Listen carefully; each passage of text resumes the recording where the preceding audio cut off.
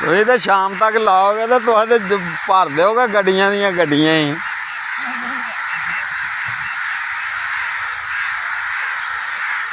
ਬੱਲੇ ਬੱਲੇ ਬੱਲੇ ਬੱਲੇ ਬੱਲੇ ਬਈ ਬੜਾ ਸ਼ਿਕਾਰ ਮਾਰਿਆ।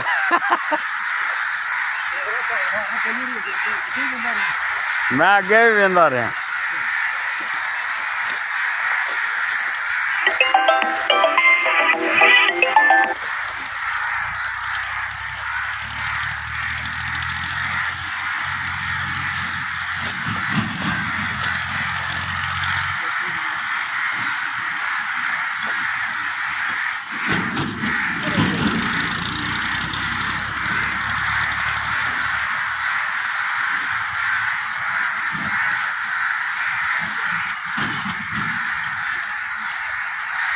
ਇਹ ਬੜੀ ਮਾਰ ਮਾਰਦੇ ਹੋ ਭਾਈ। 100 ਦਾ ਵੀ ਵੇਚੋ ਤਾਂ ਤੁਸੀਂ ਤਾਂ ਰੁਪਇਆ 20-30 ਹਜ਼ਾਰ ਦੀ ਦਿਹਾੜੀ ਲਾ ਲਈ ਹੈ। ਹੈਂ